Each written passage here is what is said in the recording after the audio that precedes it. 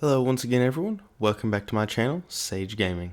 We're getting so close to the release of Starfield, I can barely believe it.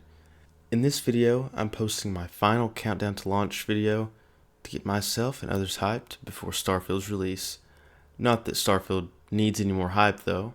As usual, with the previous 3 videos, which if you haven't seen, please go check them out, I will be discussing my opinions, thoughts, quests, locations, and followers within Fallout 4. Starting things off with the character creator in Fallout 4, I have to say that it's a very impressive system and a large leap to what Bethesda is normally known for. You can make so many different lookalike characters from other iterations of fiction. One, for example, was Walter White from Breaking Bad, copying it from a video I had seen on YouTube years ago. It's not a perfect system, but it's one that's unique and fits well in the world of Fallout. I also liked where you could even customize the appearance of your spouse, even though it doesn't really matter. There's just something cool about how you can see another NPC that you created interacting with you in the beginning parts of the game. Hopefully we can see something like this evolve in Starfield in some way, but it's highly unlikely. Moving on to your character build, like before, Bethesda brought back all the special acronym attributes that you have a select amount of points to allocate towards them. The leveling system was changed a lot from Fallout 3 and Fallout New Vegas 2, making a jump to a leveling board-like screen lets you choose perks per level while you meet certain requirements and prerequisites before acquiring that skill. But if I remember right, there were people that wanted a more traditional system, like what they did in Fallout 3, but I like both. Another thing you could do in this game is actually applying your skill points towards special skills, which meant that you could eventually have all your special skills maxed out to 10 if you so desire. But that would be unnecessary, not to mention a long grind just to do, but the options are there for you to do so. The followers in Fallout 4 were arguably some of the most work that Bethesda had put into followers in their games. I say this because they created followers to be mindful of how your choices or actions changed their opinions of you as you played. Some characters loved it when you were a jerk, stole things, opened picked locks. Others loved it when you could do the right thing, be honorable, help people, etc. But there were so many options to choose from in Fallout 4, with these followers having their own unique dialogue and stories to tell as your relationships with these followers grew and developed. There were so many romance options to choose from in Fallout 4. Just be careful if you flirt with one follower in front of another. They may get a bit jealous, and they'll let you know about it too. Some of my favorite followers had to be Dogmeat, of course. You can't go wrong with the goodest boy of all time. Strong, Piper, Kate, and McCready. Huge shout out to Fallout 3 from Little Lamplight. Being able to interact with these characters and have them just hang out at the bases that you've built was truly a cool experience, and I just know this will be built more into Starfield. It almost feels like Fallout 4 was the foundation for so many things in Starfield that we the player are going to be able to do. The next topic I'd like to talk about is base building. Base building is a unique feature within Fallout 4. The first in the series to let you create your own bases starting from nearly nothing.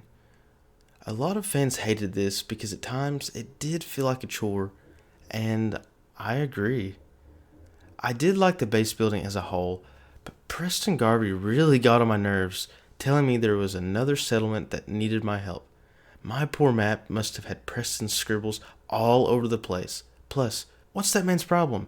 I'm over here helping people throughout the wasteland, and what are you doing? I'm starting to understand why you named me Commander, more like, here, Michael, I'll give you all the responsibilities and power of being Commander, but I'm going to tell you what to do the whole time. Also, are you ready to retake the castle? I don't know, Preston. Are we? Gets me heated every time. Anyway, getting back to the topic at hand.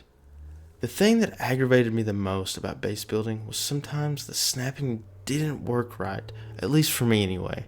Like if you're trying to snap certain walls to one another, it always felt like it just wouldn't work, contradicting the wise words of Todd Howard saying it would, but it would snap a different direction than what you really wanted it to. But again, that was just for me. Other people may have different experience. If so, I hope they didn't have the same struggles as me. But There was also a limit on how much you could build in your bases. Understanding why, though, it makes sense because you don't want to put too much in the game to where it probably becomes laggy. Plus, they had to accommodate for console, I'm pretty sure. And my last thought was that there were way too many DLC packs that focused too much on the base building in Fallout 4. I just hope with Starfield, Bethesda finds a nice balance for all forms of content, and they don't just focus on one subject when they release Shattered Space and other future DLC expansions. Moving on to quests and areas within Fallout 4. These are more complaints that I have regarding the game. The cities didn't really feel all that populated to me, and it was pretty disappointing. Again, it just felt that Bethesda really focused way too much on the base building, and that they didn't put a whole lot of personality into their cities. Moving on to some of my favorite quests, I can't really say there were a ton that stood out to me. However, I did like anything that involved synths in the game. The Far Harbor DLC was incredible, and I think Bethesda should be very proud of that one. It brought me back to the game for hours after it released, after I had already put hours into the game, more so than I'd like to admit.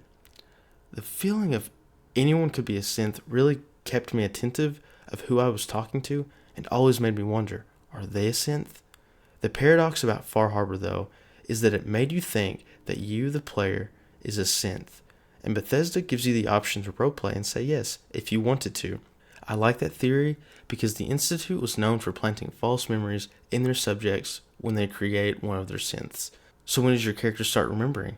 Technically, it's before the bombs fall, and they just so happen to secure a room inside of a vault minutes before the bombs drop.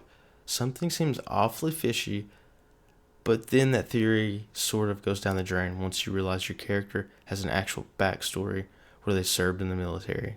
My last point on quests is I want to talk about the main quest. I had some issues with the main story, but I was also more mad about it getting spoiled for me the day before the game released. I was just casually scrolling through Facebook, of all things, saw a post that was unrelated to Fallout 4, boom. First comment in the comment section, the ending of the game. I laughed it off and thought, there's no way that's the ending. It was. It was the ending.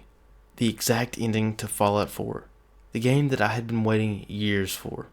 I soon began to realize that after your spouse is killed, that I knew how the game ended, and I was so angry. Not at the story, but because I wasn't going to be able to witness the story on my own.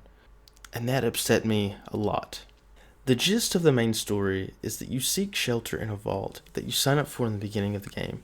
You proceed through some hallways, and you stop at these chambers located in the back of that hallway. You're instructed to suit up in the Vault 111 suit and enter the cryogenic pod opposite of your spouse and newborn son, Sean. Once you're in, the scientists close the door, you freeze, and everything turns black. You wake up, no idea how much time has passed, and a couple of shady characters are poking around your spouse's cryogenic pod. They open it and begin to kidnap your son. Your spouse resists, and one of these shady individuals shoots your spouse, killing them immediately. The character, known as Kellogg, looks into your pod, restarts the cryogenic process, and freezes you again. You wake back up sometime later, frantically trying to open the cryogenic pod of yours and your spouse, to find that there was nothing you could do. They were already dead, and they had been for quite some time. You leave the vault, meet characters, introduce yourself to many factions, the Minutemen, Underground Railroad, Brotherhood of Steel, and the Institute. The Institute is ran by none other than Sean, your son, who is now an old man, much older in appearance than your character. He's also the character responsible for adding synths to the Wasteland.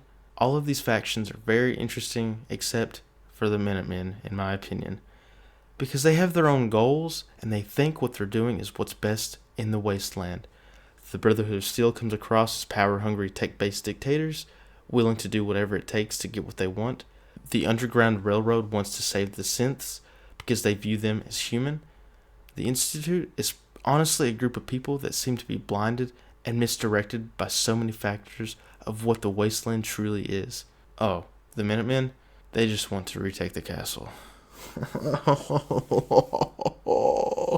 My thoughts on Fallout 4 overall, I had some issues that hopefully doesn't return in future Bethesda titles, like a voiced protagonist, a main focus on base building, fetch quests, somewhat boring storytelling, and the removal of karma, which I was very upset about. Karma was something that needs to remain in Fallout.